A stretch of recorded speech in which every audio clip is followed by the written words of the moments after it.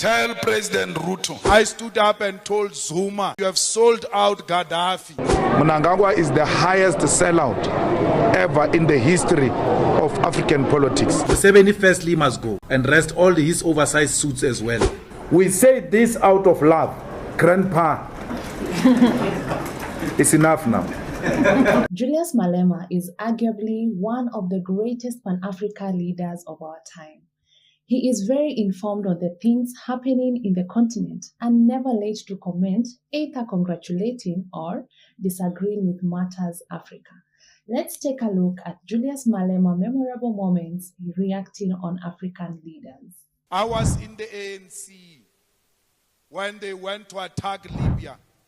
I stood up and told Zuma that you have sold out Gaddafi, and Gaddafi gave you money to be a president of the ANC because you voted for no-fly zone, and they used that to attack Gaddafi. And when they were attacking Gaddafi, the white people came to us and said, oh, what was he doing to his people? He was killing his own people. That's fine. Gaddafi is gone now. What are you doing to his people? What are you doing to... They've never provided solution anyway. All they do is to disrupt. You listen to them in Libya, they said Gaddafi was a murderer, a man who gave people land, a man who gave people free education, free health care, looked after his own. We were told that is an enemy. We will never be told in the EFF who our enemies are. We will know who our enemies are. Nelson Mandela is quoted saying, one of the mistakes which some political analysts make is to think that their enemies should be our enemies. I don't know if President William Ruto means it, because he said so many things and I can't locate him these days, because the things he said during election and the things he's doing now are two different things. I don't know. Because I heard him saying we need to do away with the dollar and build our own currency. But his actions are not speaking to anything of doing away with the dollar.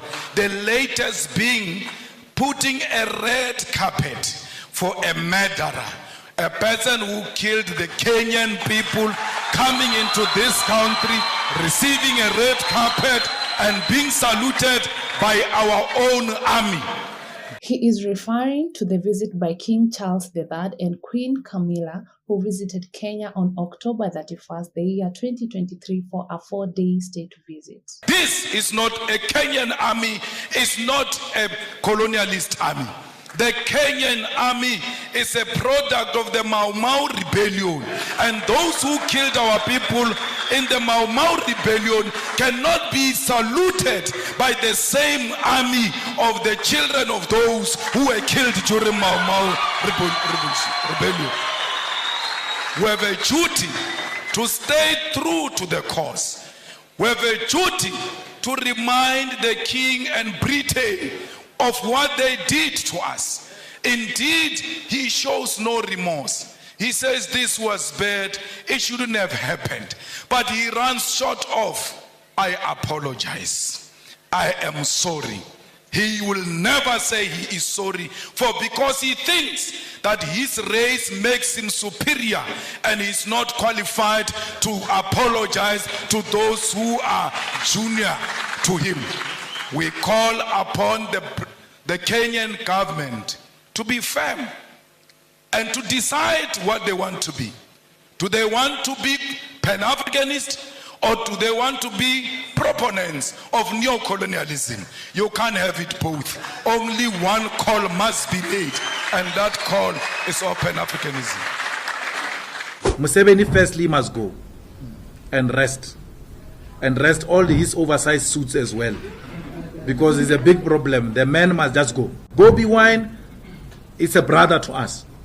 We want him to fight more, and he must never be discouraged by the old man. Age is on his side. He must know that even if he doesn't win against this dictatorship, nature will resolve his problem soon. He doesn't have a problem at all. He must soldier on. If he can't defeat him through using the state institutions and democratic processes, nature will resolve the man. There is no any old man who's going to win against the youth. Young people will be scared to commit mistakes when they are in power because they will know that those mistakes are going to follow them for a very long time. They are still young. But these old ones, they know that even if they commit mistakes, they don't care. They won't be here tomorrow when we confront the difficult future. So, Bobi Wine, go for it, young man. I like your spirit. I like the fact that you are not scared. You have been in and out of prison, harassed by old age pensioner who was supposed to be receiving pension and looking after cattle. Because he's got too many beautiful cattle there in Uganda. He even gave some to Cyril, their friends. Sure thing. Those cows are very beautiful. So, go for him. Don't be scared. Go and fight for the people of Uganda. Now the old man has suspended social media because he's a coward. He's scared of a free and open contestation. So don't be intimidated. Bobi Wine must be happy that the old man closed social media because of him. That shows the power of the youth. You have defeated him already. You have pushed him to engage in undemocratic practices because he's scared of the young brains. Why inspired Bobi Wine? Go for it. We hope the Zimbabwean youth one day will rise like you and confront Mnangagwa and drop him down because he's got no future in Zimbabwean politics. Mnangagwa is not a solution for Zimbabwean problems. We need younger blood, energetic youth. We don't care about their ideologies. Ideologies is contestation. Let them, young people, take over. Let's contest each other ideologically and politically, not through undemocratic means which borders on dictatorship. We will never subscribe to that. We don't support that. Well, Cyril and Mnangagwa are two fools, so they can't resolve anything. Mnangagwa must go. The people of Zimbabwe deserve a better leader. The people of Zimbabwe deserve a revolutionary who will continue with the land question of Zimbabwe. Mnangagwa is the highest sellout ever in the history of African politics. He must be known as a sellout and not as a revolutionary. Anyone who reverse the land question in Zimbabwe and compensate white people for a stolen land is a sellout. And that's what Mnangagwa is. The government of Zimbabwe has promised to compensate around 4,000 local and foreign white farmers who are affected by the land redistribution program initiated in 2000 by former President Robert Mugabe. What is your take on this? Please let us know in the comment section. We say this out of love, not because we hate him. We celebrate Mugabe, we celebrate what he has done, and will continue his legacy. But Grandpa, it's enough now. He truly envied his contribution in Pan-Africanism. In a tribute to Mugabe when he passed on, he called him a continental hero. He was not just a country's hero. He was a continental hero. He's the man who inspired confidence in the African Revolution.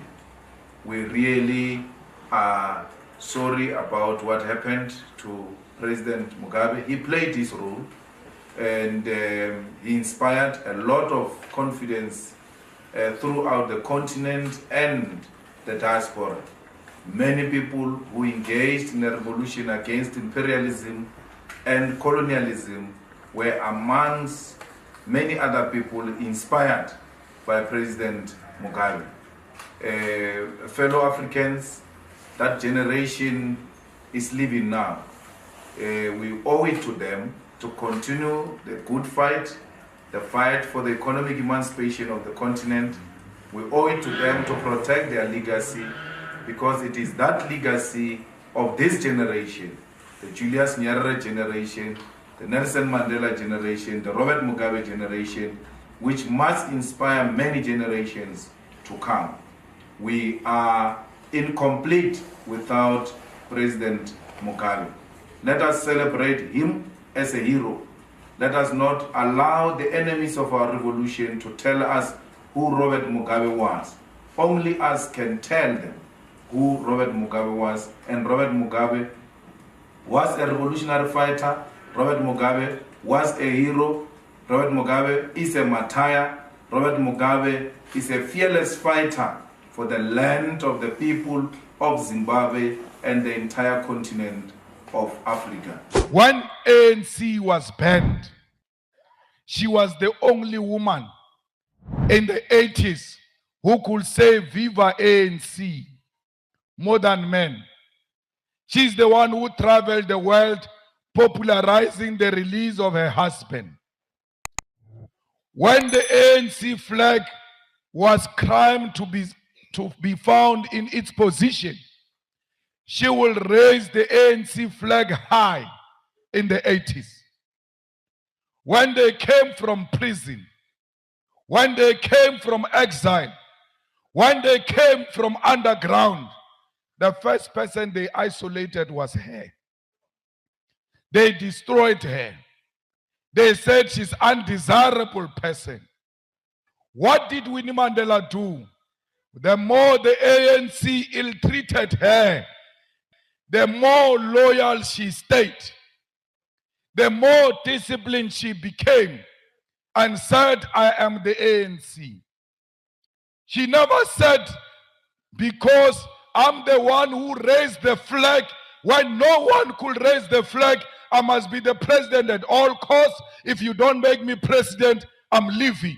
No. They went to Mafeking, they denied us the president we deserve and put Zuma, deputy president, on the place of Winnie Mandela. When I grew up under Winnie Mandela, I knew her to be the most hated woman, who's dangerous, who kills people, who people don't want, because that is the narrative they sold to us when we were growing up. But I always knew that Winnie Mandela is a leader of our struggle. They wanted to choose leaders for us. When Winnie Mandela died, ENCA went to write and report nonsense about her.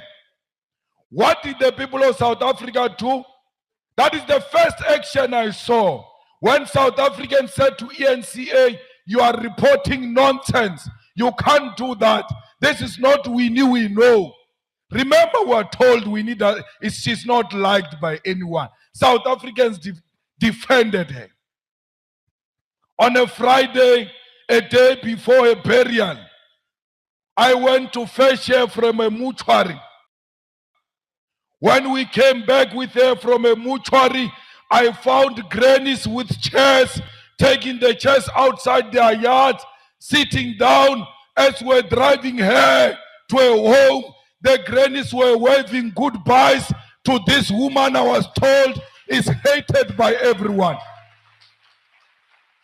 Waving goodbyes, no one mobilized them, no one forced them out of their houses. They could not walk, but they knew their leaders. They sat outside and waved and said, this is the only way we can give her the last respect. I thought that was the end. When we finished at the stadium, on the day of the burial, we're taking her to a grave. It was pouring, raining heavily. The N1 side, one side was closed, the other one was opened. The cars which were going to the Soweto direction were allowed to move. The ones which were going to Fourways were stopped. Only the cars who were in the convoy were allowed to be on the N1.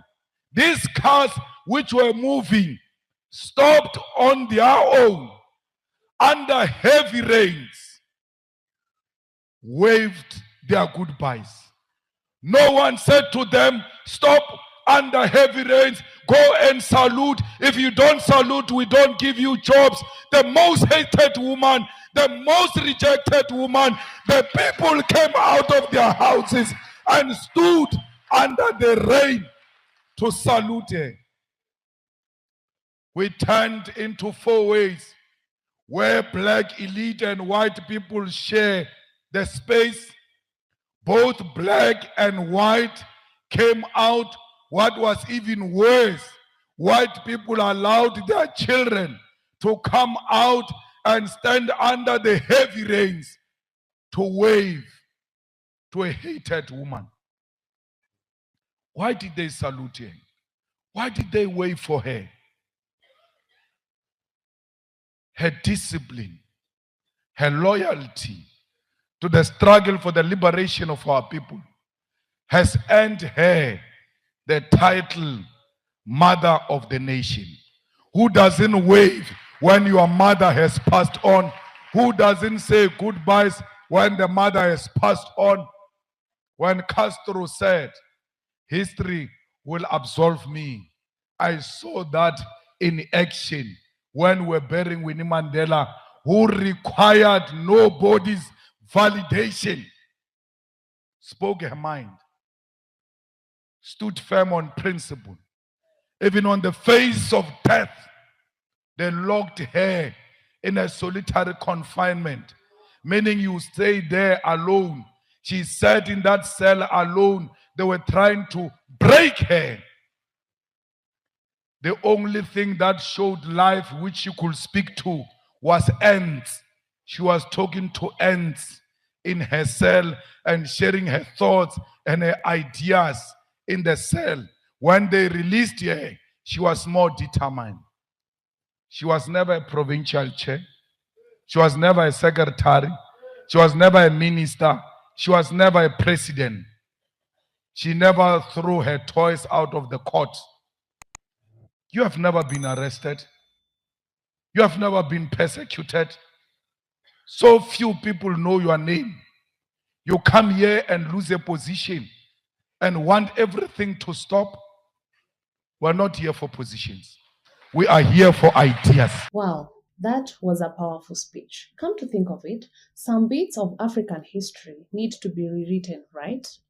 For the respect of Winnie Mandela, the EFF, with the leadership of Julius Malema, they named their headquarters after her. Well, that's all we had for today. Please let us know your favorite Malema commentary on African leaders.